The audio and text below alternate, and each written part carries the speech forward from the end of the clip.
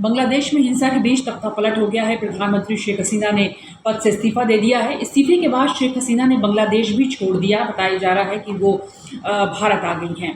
अब आपको बता दें कि उनके साथ उनकी बहन शेख रेहाना भी मौजूद हैं। बांग्लादेश के आर्मी चीफ वकार जमान ने अंतरिम सरकार बनने का ऐलान किया है। उन्होंने भीड़ से शांति की अपील भी की है। शेख हसीना के देश छोड़ने के बाद प्रदर्शनकारियों ने उनके दफ्तर में भी आग लगा दी।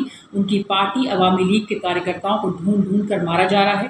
प्रधानमंत्री आवास में भी प्रदर्शनकारियों ने कब्जा कर लिया है। तो जनाब, ऐसे होता है तख्तापलट, लोग जब गुस्से में आ जाते हैं। इससे पहले रविवार को बांग्लादेश में भयंकर हिंसक प्रदर्शन हुए थे। प्रदर्शनकारी शेख हसीना के इस्तीफे की मांग पर अड़े थे। इन प्रदर्शनों में 100 से ज़्यादा लोगों के मारे जाने की खबर है। हिंसा को देखते हुए सरकार ने छुट्टी का ऐलान कर दिया था। इंटरनेट भी बंद कर दिया गया था और साथ ही साथ पूरे देश में सेना को तैनात कर दिया गया था। हालांकि शेख हसीना ने इस तख्तापलट की स्क्रिप्ट कुछ महीनों पहले ही लिख ली थी।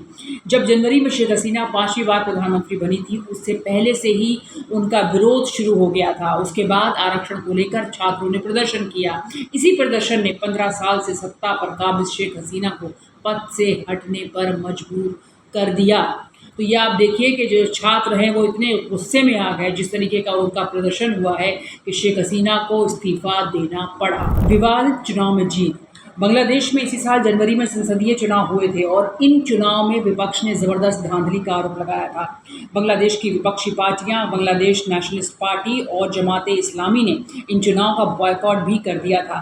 इन दोनों पार्टियों के साथ साथ 15 राजनीतिक पार्टियां थीं जिन्होंने बहिष्कार किया। इस चुनाव में महज 40% ही वोटिंग हुई थी, जबकि 2018 के चुनाव में 80% से ज़्यादा वोट पड़े थे। विपक्ष के बायकॉट के कारण शेख हसीना की पार्टी अवामी लीग ने 2/3 से ज़्यादा सीटें जीत ली थी। अवामी लीग ने संसद की 300 में से 224 सीटें जीती थी। थोड़ा सा इतिहास मालूम करना बेहद ज़रूरी हो जाता है आप लोगों के लिए भी कि आखिर ये स्थितियाँ क्यों बनी, यह माहौल क्यों बना कि शेख हसीना को अपना देश तक छोड़कर भागना पड़ा। फिर आरक्षण को लेकर बवाल हुआ।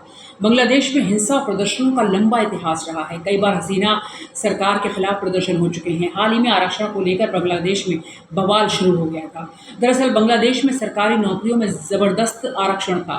सरकारी नौकरियों में फ्रीडम फाइटर्स और उनके बच्चों के लिए 30%, जंग से प्रभावित हुई महिलाओं के लिए 10%, अलग अलग ज़िलों के लिए 40% आरक्षण था। बाकी 20% मेरिट वालों के लिए था। हालांकि इस कोटा सिस्टम में समय समय पर बदलाव होता रहा, लेकिन फ्रीडम फाइटर्स और उनके बच्चों को मिलने वाला आरक्षण जस का तस रहा। 2018 में हसीना सरकार ने इस पूरे कोटा सिस्टम को खत्म कर दिया। इसी साल जून में हाईकोर्ट ने हसीना सरकार के उस फैसले को गलत ठहराया और आरक्षण फिर से लागू करने का आदेश दिया। सरकार ने सुप्रीम कोर्ट में इसे चुनौती दी इस पूरे मामले। इसके बाद छात्र सड़कों पर उतर आए। उन्होंने सरकार से कोटा सिस्टम में सुधार करने की मांग की। छात्रों का दावा था कि कोटा सिस्टम का फायदा हसीना की पार्टी अवामी लीग के नेताओं को मिल रहा है। इस वजह से ये छात्र लगातार प्रदर्शन करते रहे। छात्रों ने शेख हसीना पर फेवरेटिज्म का भी आरोप लगाया था और जब पुलिस ने इन प्रदर्शनों को रोकने की कोशिश की थी, उसके बावजूद भी आपको बता दें कि छात्र उग्र हो गए और उन्होंने हिंसा की। हिंसा में कई लोग मारे गए हैं और ये हिंसा भड़की है सिर्फ इसलिए कि शेख हसीना अगर शायद सुन लेती, उनको समझ लेती, तो ऐसी हालत नहीं होती, ऐसी नौबत नहीं आती कि उनको अपना देश छोड़कर भागना पड़ता या उन्हें इस्तीफा देना पड़ता अपनी कुर्सी से। 6 लोगों की मौत से भड़की हिंसा। बांग्लादेश में जारी प्रदर्शनों के बीच 16 जुलाई को हिंसा तब भड़क उठी जब राजधानी ढाका में प्रदर्शनकारी और सरकार समर्थकों के बीच झड़प में 6 लोगों की मौत हो गई। इसके बाद हसीना सरकार ने सभी स्कूल और कॉलेज बंद कर दिए। प्रदर्शनकारियों ने शेख हसीना के इस्तीफे की मांग तेज कर दी। इस बीच प्रदर्शनकारियों ने कई सरकारी इमारतों के साथ साथ बांग्लादेश टीवी के हेडक्वार्टर को भी आग लगा दी। सरकार ने प्रदर्शन रोकने के लिए इंटरनेट पर प्रतिबंध लगा दिया, लेकिन ये प्रदर्शन नहीं रुके। इसी बीच 21 जुलाई को कोटा सिस्टम पर सुप्रीम कोर्ट का फैसला आया।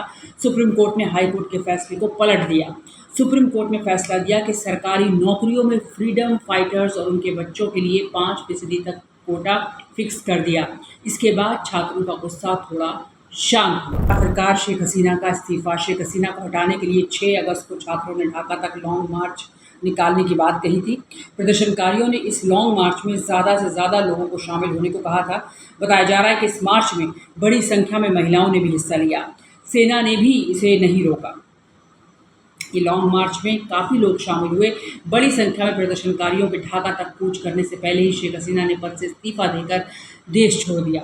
प्रदर्शनकारी प्रधानमंत्री आवास में भी घुस गए। उन्होंने शेख हसीना की पार्टी के दफ्तर को भी आग लगा दी। ये खबरें थोड़ा-सा चेताती हैं कुछ लोगों को।